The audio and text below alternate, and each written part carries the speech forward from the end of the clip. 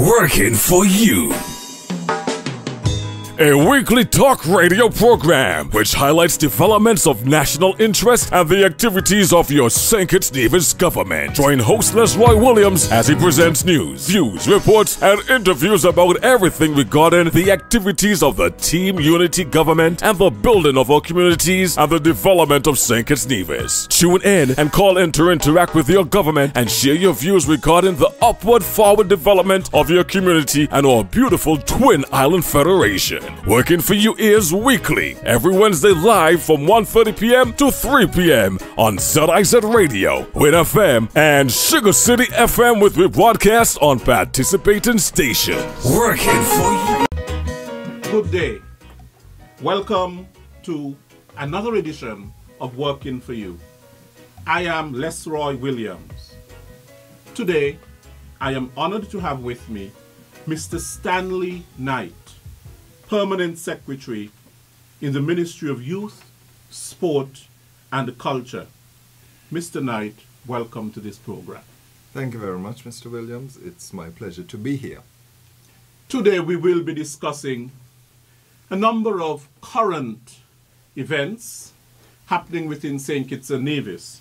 Of course, this program and its objectives are designed to bring pertinent information to the people of St. Kitts and Nevis in terms of what is happening in public affairs, what is happening within the government of St. Kitts and Nevis. As all of us are much aware, St. Kitts and Nevis was abuzz with the CPL Games, coming on the heels of the 20th anniversary of the St. Kitts Music Festival. Cricket always generates a lot of excitement in St. Kitts and Nevis in particular, and in the Caribbean in general. We were delighted to see the SKN Patriots in action on home soil. And even though we lost 3 of the 4 games, it still was the biggest party in sports. Would you agree with me, Mr. Knight? Definitely. And it was so painful to see us lose 3 of the 4 games. Yes. Definitely was. Especially so some of the games that were so closely fought. Oh, yes. And, you know, nail biting right down to the very end. But, you know, having literally grown up in Warner Park, one of the things that is to see the many armchair and boundary line coaches you know, giving their opinion. I think that if we were somehow able to bottle the opinion of all of our spectators, of all of the lovers of the game, of all of the persons that are so passionate about the game, I think if we were somehow to bottle it and call it perhaps the cricket, that I think the Patriots would definitely find the essence to be able to win all of those close games. Right. Now, Mr. Knight, some of us do not see behind the scenes of what really goes on to host an international event of this magnitude. Can you enlighten us in terms of what preparatory work has been carried out to host the games? Well, to prepare to host the CPL, I would like to say that there is preparation on 3 distinct levels. Yes. The first, of course, I would like to speak about is the direct preparation that comes from the government. The Warner Park Stadium is owned and operated by the Ministry of Sport. As was stated sometime earlier by the Director of Sports, Mr. Anthony Wilshire, we have invested something in the region of $500,000 in terms of getting the facility ready for the games. Now, while that seems like a large investment, it's not just for the preparation of the CPL. It is to ensure that the stadium continues in a state of preparedness for anything that comes along. Yes. if persons were looking at, I think it was the Guyana versus Trinidad game, during that game, they spent about 5 minutes of the broadcast speaking about how fantastic the condition of the grounds, the stadium, and the stadium at Warner Park is in. And for that, I would like to send out, first of all, kudos. Kudos to the Department of Sport for a fantastic job. To the ground crew, being led by Alex, that has done a fantastic job. People like Orville, people like the park keeper in Mr. Smith, but let me not say Mr. Smith, Tomarts, because that's what everyone knows him at. And a lot of it, you know, the painting, the thing, any little work that needs to be done, all of this is done in earnest. The cleaners at the stadium, led there by Joan, does a fantastic job in terms of maintaining the overall. Cleanliness is a measure of the integrity of the facility. And often persons walk through and say, why can't other facilities be like this? Part of it, I think, is because of the pride of the persons that work there. The ground staff, the cleaners, the maintenance persons, everything. I think that the synergy of the sports department. Then you also have to look at the volunteers. When you are walking through the gates and you see those persons working in terms of the security, the dancers, all of this, the whole volunteer staff that goes, I think it's somewhere between 75 to 100 volunteers that actually come out in support of the CPL games. And then there is what is called the event management team, which is led by Mr. Val Henry. And those are the persons that deal with the specific coordination of issues relating to the logistics of the actual event. So a lot goes into it, with hundreds of persons making a coordinate effort to make this not only the biggest party in sport, but also to make it to deliver a class product that is viewed throughout the world. Now, we have had the regular season, of course. The 4 games are gone. Yes. Whether we like the result or not, it's we over. Don't. No, you mean we don't like the result.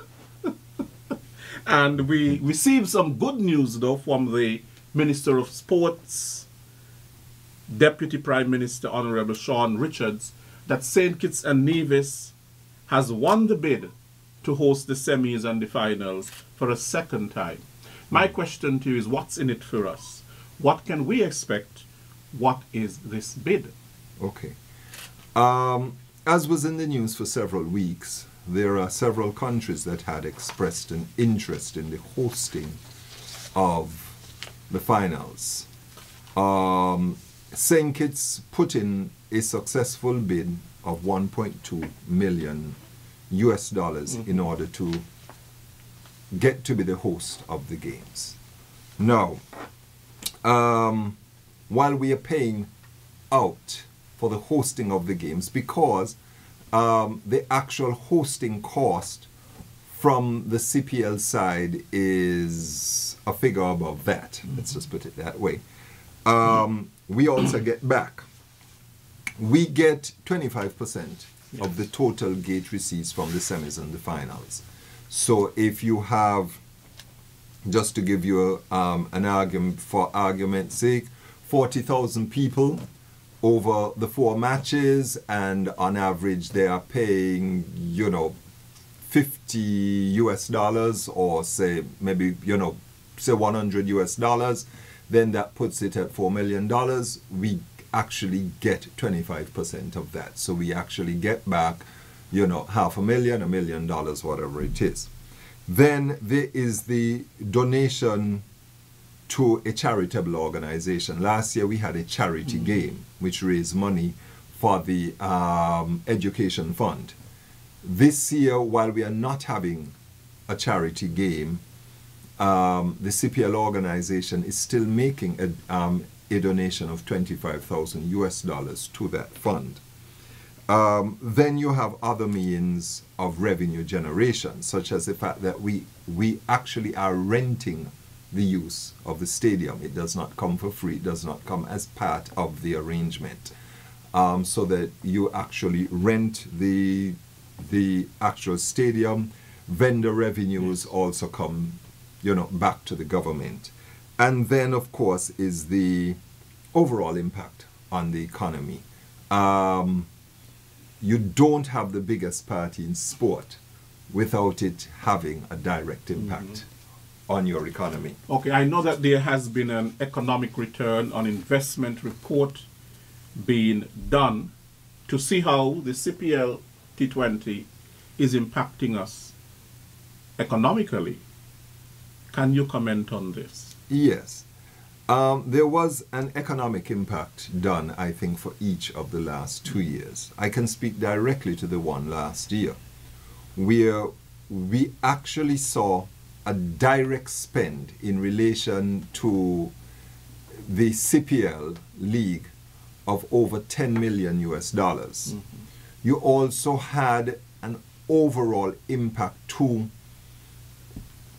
the economy of St. Kitts. This would include things such as revenues from hotels, food and beverage industries, taxes, all of the secondary, tertiary support services that comes along with that type of an influx of persons. And the total impact on the economy of St. Kitts Nevis was around 20 million US dollars. Yeah. Okay, I have the report here before me, and some of the things that I see, the direct spend was US 1.36 million, the incremental spend US 3.98 million, and the media value US 4.85 million. We had total spectators in 2015, 38,814 spectators. Jobs, 243 jobs. The payroll was 72,000. The TV audience was almost 30 million. And the room nights, hotels, 4,461 in terms of our hotel occupancy, the total number of nights spent on St. Kitts and Nevis by non-local spectators. Yes, it is, and often that also speaks to part of what I like to say is the impact on the sports sector. Now, very often persons you can see the tourism sector easily. You can see the agricultural sector. We have not grown to a huge size, but you see our manufacturing sector. Yes. Often persons don't see the sports sector. What they see is they see the sports event. But some of what you have mentioned, in terms of total viewership for the CPL last year across all countries, you were looking at over 17 million viewers across the entire world. The CPL has expanded that viewership by initiating deals in Canada, the United States, the UK, the Far East, the Middle East, Africa. So it as I said, and now they had a game in the US. And yes, the what I call the neutral games. Yes. Every team has to play a game away from their home territory, and I think it's either 4 or 6 of those neutral games are actually going to Miami, Florida, which is of course now going to add to the television revenues as interest spikes. So the CPL basically is boosting our tourism product, and there are tangible ways in which we can see this. Now, what can we expect this year from the CPL in terms of impact? Increase or decrease? Hi. All right. First of all is, of course, let's just take a look at the finals to start with. Among the things that we have discussed for the fact that St. Kitts is hosting the finals is if you looked at the first few games, because of the contract with the Patriots, and we are part owner of the Patriots, and by the government being part owner of the Patriots, we know that that means that the people also are part owners of the Patriots. And so we have that branding. But the hosting of the finals is independent of that contract. Yes. That now allows us to brand St. Kitts Nevis and to brand the country. Now, the viewership for the finals is expected to increase. And one of the reasons it is expected to increase, and let's us toot our own horn here. So that's the media value. The media value increases. And one of the reasons for that is because the lights on our facility are actually, simply put, you know, as I said, we're going to toot our own horse on, our own horn on this, is that our lights are the best lights in the region. Right. They're modern, they're LED lights, they color everything, and it allows for simply a much higher quality broadcast. So that's the first thing. The second thing, of course, is that having the finals, well, let's do the analogy. A man leaves his house intending to go somewhere but not knowing where he's going. Wherever he arrives, he's going to say, "Here I am." The value of the CPL finals to us is that we are now giving those persons a specific destination to go to, because we are telling them to follow their heart to St. Kitts. Yes. That is the message. As a matter of fact, let me extend that brand a bit. If your passion is sport, if your passion is cricket, follow your heart. Follow your heart to St. Kitts Nevis. Right. So that it first of all brings that value of us being able to extend our brand. The second thing is the direct impact. It puts warm bodies in our beds, and it puts warm bodies in the beds, and this is important, in August, when it is a time that normally our North American, European-based tourism product is slightly on the decline. And now we can actually get the Pan-Caribbean tourism product into St. Kitts. And this is wonderful. It comes, when I say on the heels of Culturama, the door won't even be properly closed for Culturama, because Culturama will end on the Tuesday and the first match is on the Wednesday. So it's great for us.